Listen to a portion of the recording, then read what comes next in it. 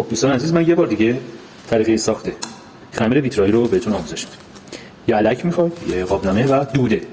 دوده رو من از رنگ توفیق گرفتم دروازه دولت، یه ذره گرون فروشه. و دوده کیلو 70,000 تومان نیست دیگه. من رو پنجشنبه بود این کارت پاچمون رو دیگه عجله داشتم. اینو کامل علکش میکنید. هر چقدر که اینو علک بکنید اون خمیری که بهتون میده نرمتر و بهتر. خب تا 3-4 بار اینو علکش میکنید. ببین الان دفعه سومش این تیکه آخرش که دیگه رد نمیکنه، پس از اینکه دفعه اول رد کرده و اینا هرچی علکش کنی بازم رد میکنه، ولی دیگه این آخراشو بریزید. اینا دونه درشته. تا 3 بار علکش میکنید تا یه آرد خیلی نرمی بهتون بده. رنگ روغنی اتومبیلی لاک کد 1600. اوکی؟ اینو استفاده بکنید. با بنزین 2:1 رقیقش میکنید. ما اینجا رقیقش کردیم. یه مقدارش رو میذارید تو این ظرف. خمیر رو سعی کنید که کم کم درست کنید. بعد آروم آروم دوده رو بهش اضافه میکنید. خب اینو انقدر بهش دوده اضافه میکنید تا یه همچین حالت خمیری طوری بهتون بده. ببین حالت توفاله داره. بعد اینو انقدر باید همش بزنید تا بشه خمیر. توی این مرحله از این قیفای قنادی میگیرید، از لوازم قنادی ها خمیرتون رو میریزید داخلش و باش میترن میکنید. اینطوری اینو پر کنید.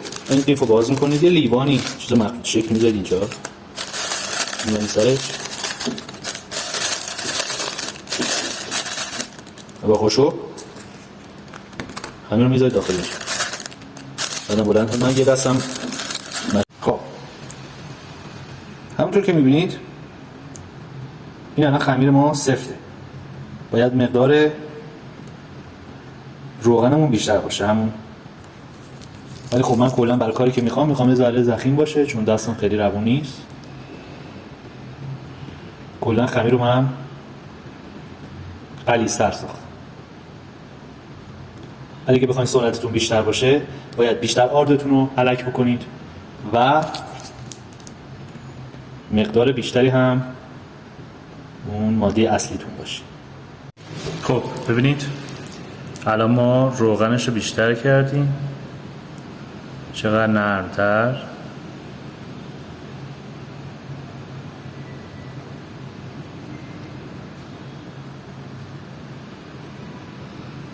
هر چقدر که شما اینو بیشتر برش بزنید خطی که براتون میندازه ضخیم‌تر. الان ما این خمیری که ساختیم نسبت به دونه بندیش برای این سایز کافی. اونایی که خط ریزتر بود باید خمیرتون بیشتر علک بشه، اون پودرش پر کنندش. ولی برای این سایز ببینید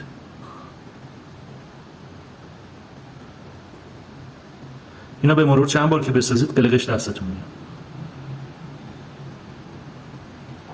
چقدر غلظتش رو بگیرید، چقدر پودر بهش اضافه کنید و برای چه نوع خطی چه خمیری بسازید. الان اگه از این شلتر باشه این پهن میشه.